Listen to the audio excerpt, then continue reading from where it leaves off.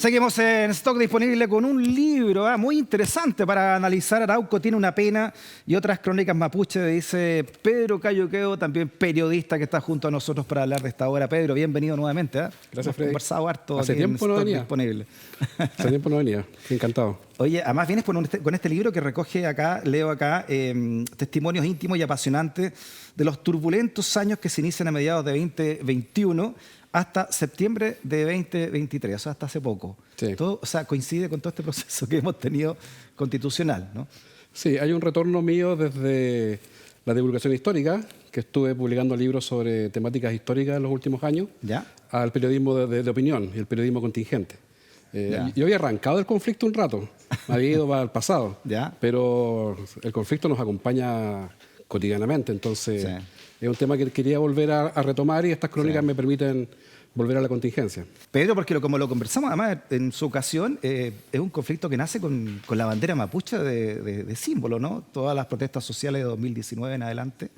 Y, Sí. y yo te preguntaba qué significaba, no me acuerdo cuando conversamos alguna de las últimas veces, esa bandera puesta ahí. Mira, estos últimos 2 o 3 años han sido, yo lo llamaría bipolares en Chile, porque Ya. hemos pasado desde la explosión de las demandas sociales, desde los temas indígenas puestos en primer lugar, de la bandera mapuche como símbolo de un estallido social, a una convención donde los pueblos originarios participaron activamente. Claro. Tuvimos una presidenta de la primera convención que fue Esta es la foto más icónica que fue del movimiento. una mujer indígena, Elisa Claro. Loncón.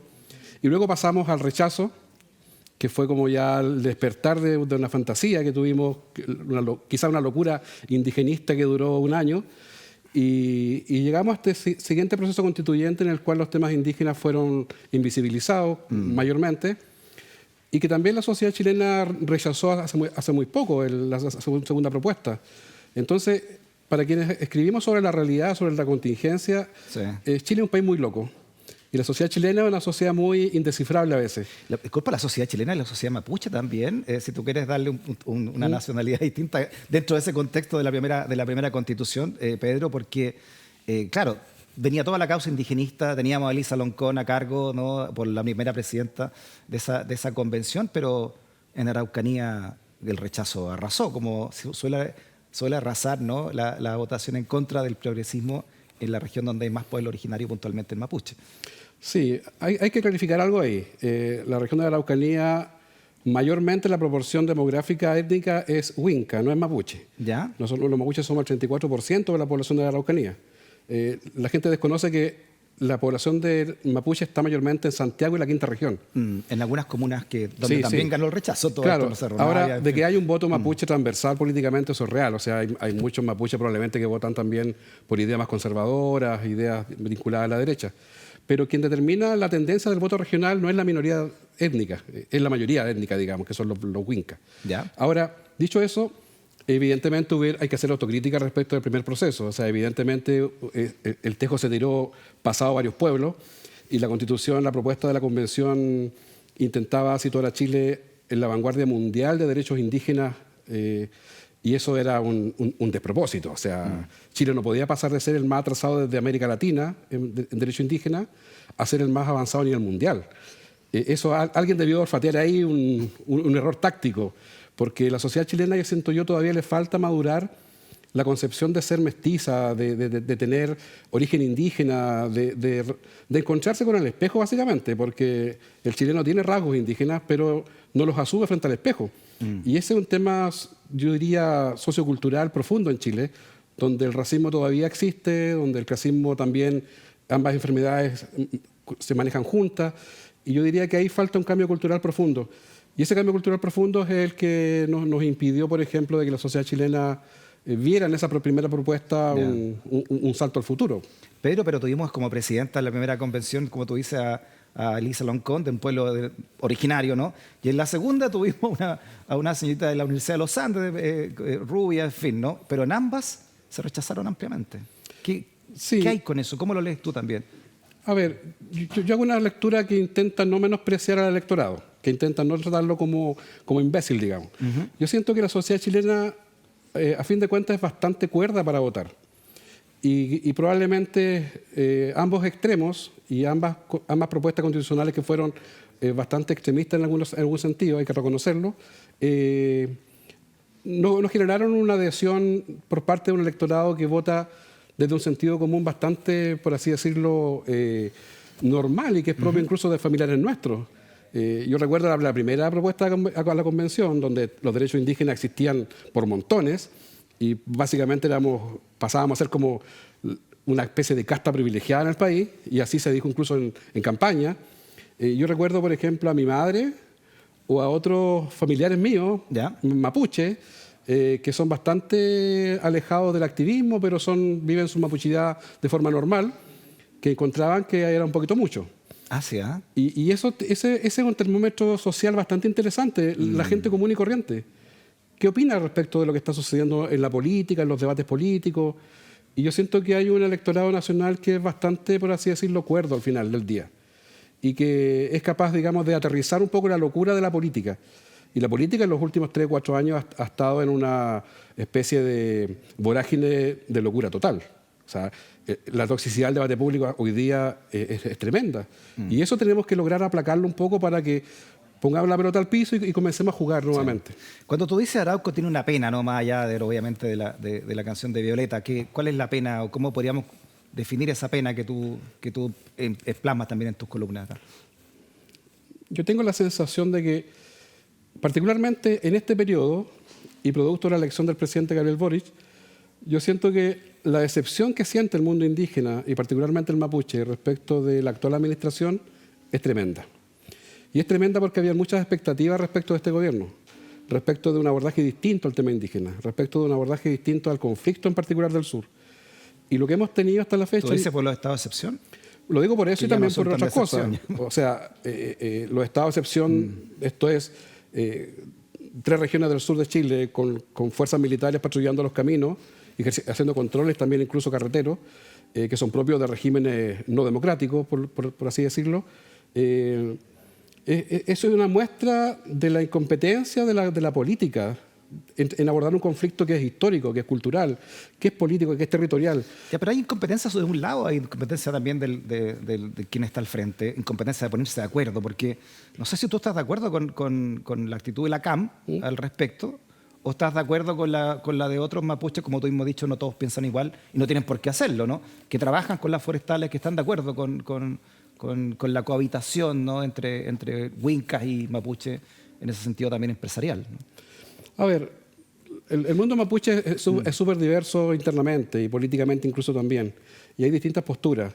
Las posturas radicales obedecen a un diagnóstico. Ese diagnóstico es que el Estado ha fallado absolutamente del retorno a la democracia hasta hoy día, en reconocer la deuda que existe, de la que cantaba Violeta hace 60 años, por lo demás, y en abrir espacios para los temas que el mundo indígena ha venido planteando hace más de un siglo. Restitución de tierra, lograr empoderamientos a nivel, por ejemplo, de autonomías o regímenes especiales de administración de territorios que existen en muchas partes del mundo, en reconocer el carácter de los mapuches como una nación, como un pueblo. Eso todavía se debate en Chile. Pero eso es lo que quiso hacer la primera constitución, el primer proyecto, y no se logró, no se votó a favor. Y como tú mismo dices, gente incluso del mismo pueblo decía, se pasaron de la raya con esto mismo. Sí, pero es que hay que pensar lo siguiente, Freddy. Los grupos radicales tienen quizás como mayor reivindicación o central reivindicación el tema de las tierras. En el tema de las tierras hay una deuda pendiente y eso lo reconoce hasta el propio Estado, que la ley indígena del año 93 establece un mecanismo para restituir tierras, ¿ya? Y que sigue vigente y ya más de 30 años funcionando. A cuentagotas, pero funciona. Y las listas de espera son tremendas de comunidades que están esperando restitución de tierras en casos que han tenido legítimas reivindicaciones o demandas. El caso está en que los grupos radicales, y yo como periodista los he entrevistado a la mayoría. Nosotros también acá hemos estado con Héctor Yaitul y acá ellos tienen un petitorio al Estado, ellos tienen disposición de sentarse a conversar con el Estado. El punto está en que no están disponibles para cualquier conversación.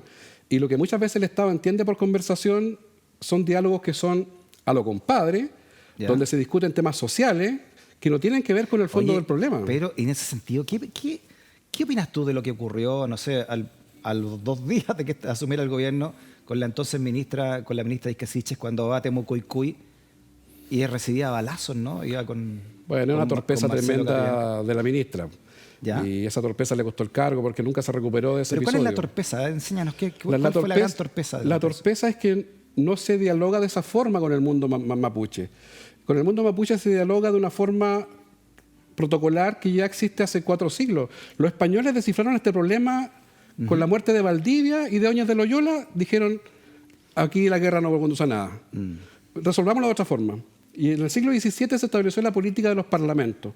Y la política de los parlamentos eran juntas diplomáticas de las autoridades españolas, de la corona, con parcialidades mapuches por territorio. Porque los mapuches tenemos una identidad, pero no somos idénticos. Hay mapuches de la costa, hay mapuches de los valles, hay mapuches de la cordillera. Son distintas identidades territoriales. Y cada uno con sus cada respectivos una tiene loncos. sus respectivos loncos, jefaturas. Y nosotros no estamos tan desorganizados como a veces se nos pinta. Nosotros somos bastante organizados, de hecho.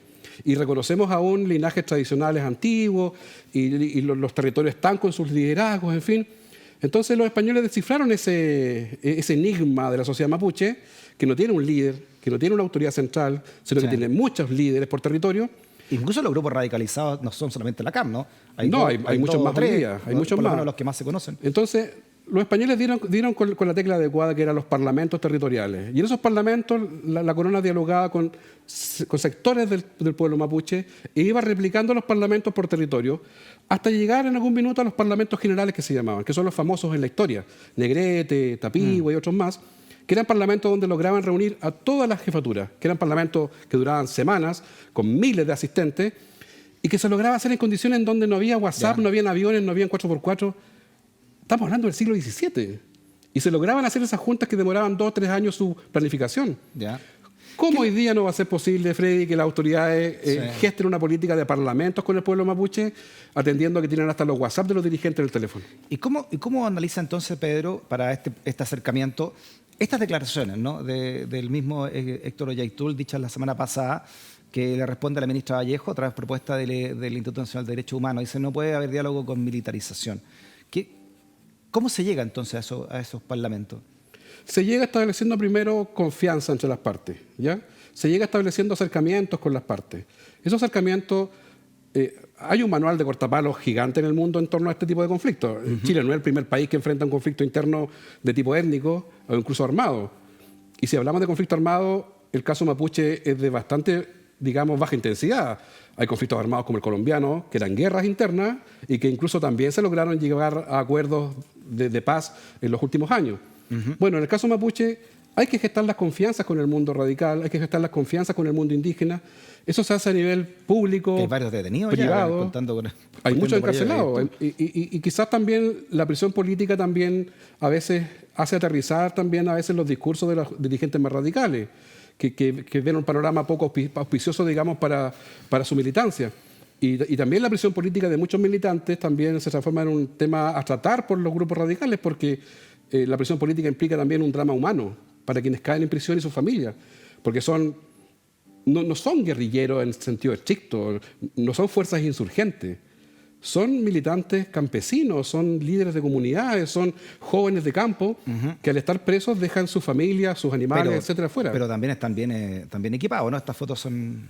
Sí, yo desdramatizaría, porque uno está viendo viejas escopetas de caza ahí del 12, que en el campo sirven para espantar peucos y no, pero cazar la conejos. actitud, me refiero a la actitud de Sí, hay una puesta en escena también y muchas acciones de los grupos radicales son de propaganda armada, básicamente. Y eso existe en el sur y eso no lo vamos a negar. Pero en el caso mapuche, y esto lo han dicho distintos organismos internacionales, incluso Naciones Unidas con su relator sobre terrorismo, en el caso mapuche lo que existe es protesta violenta en el sur. Y los tribunales incluso nos dan la razón a quienes decimos eso, porque condenas por terrorismo no hay prácticamente. Y eso es porque lo que tenemos en el sur es protesta violenta rural. Y protesta violenta rural que requiere ser encauzada democráticamente hacia un proceso que yo le llamo un proceso de paz. En este libro en particular, muchas de mis crónicas tratan de esto, tratan de los caminos que debiera tomar el Estado para intentar encauzar esto por la vía pacífica y democrática. Los grupos radicales están disponibles para esa conversación. Lo han dicho en muchos comunicados. ¿Tú tienes contacto con esos grupos radicales? Más allá de acercamiento periodístico, me refiero, para saber realmente lo que piensan, hasta dónde podrían llegar a esos acuerdos. Es que los grupos radicales incluso han publicado libros. La CAM tiene varios libros publicados sobre sus planteamientos. Y con fotos así, digamos. De hecho, a Héctor lo entrevistamos precisamente por un libro que estaba sacando al respecto, ¿no? Y publican comunicados habitualmente. Incluso las acciones de sabotaje que hacen van acompañadas de comunicados con enumerados los puntos que plantean. en muchos puntos son atendibles por la autoridad, en algunos casos. Tiene que ver con traslado de presos, acercamiento de presos a sus lugares de origen, en cárceles más cercanas, en fin, acabar con la dispersión de presos que se dio en un minuto con gente de Angol, por ejemplo. ¿Ya? Ahora estamos en una huelga de hambre que lleva más de 40 días en cárceles del sur, de presos de la CAM, que están también demandando revisión de ciertas condenas que hubo hace muy poco, que están en proceso de revisión por la Corte de Apelaciones, Corte Suprema. La verdad es que este conflicto, yo llevo tanto tiempo escribiendo esto, Freddy, más de 20 años ya, con 12 libros publicados a la fecha, que uno ya a esta altura, uno tiene la sensación de que o no se resuelve porque conviene mantenerlo y porque mejor administrar el conflicto. ¿Por quién conviene mantenerlo? Estamos viendo parte de tus libros.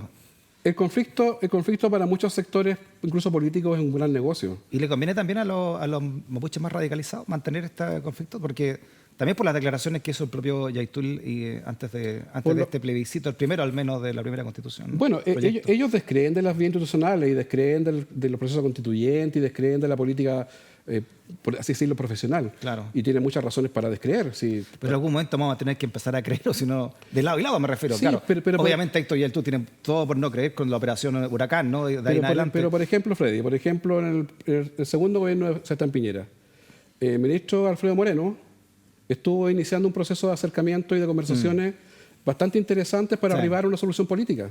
Y eso fue boicoteado finalmente por los halcones de interior, que dinamitaron todo con el caso Cachillanca, con la operación Jungla, Comando Jungla. Y Alfredo Moreno hoy día forma parte de la Comisión de Estado que está viendo el tema tierra y que tiene un mandato de aquí a 3 años de entregar un informe. Y Alfredo Moreno ha sido uno de los pocos, por ejemplo, que esta semana señaló que posibles acercamientos con grupos radicales para deschavar el conflicto son necesarios. Lo dijo en CNN Chile. Él señaló. Sí. Entonces, la gente que entiende este tema y que lo ha estudiado y que lo ha acompañado en el tiempo, ya sea como autoridades o como analistas, sabemos que esto tiene una sola solución, que es diálogo político y negociación. Ahora, arribar a eso en un escenario como el actual, en que está todo tan polarizado y tan tóxico el debate público, es complejo. Y tú propones acá la necesidad de un partido al respecto. Eso tiene más que ver con lo que sucedió a nivel de escaños reservados para la convención, donde se abrió la posibilidad de un voto diferenciado de los pueblos indígenas, que dio muy buen resultado, votaron mucha gente por candidatos indígenas, y que incluso en el segundo consejo dio una gran sorpresa, porque se esperaba que bajara la votación indígena y aumentó más de 100.000 votos. Entonces yo, en base a ese escenario que se abre con la posibilidad de un padrón diferenciado indígena electoral, yo asumo, digamos, la idea de que ojalá surja un instrumento político indígena. Arauco tiene una pena y otras crónicas mapuche, la reflexión que nos propone Pedro Cayuqueo en su libro, ¿no?, sobre todo lo que está ocurriendo y, como tú dices acá, también un llamado a la acción, a la búsqueda de reparación y esperanza en un futuro mejor. Muchas gracias, Pedro, ¿no?, por haber venido a entregarnos también tu reflexión. Gracias a usted, Freddy. Que esté muy bien. Fue el primer capítulo del año, así que nos encontramos dentro de esta nueva temporada también 2024 de Stock disponible siempre en Vía X, en tu propia vía. Hasta la próxima. Chao, chao.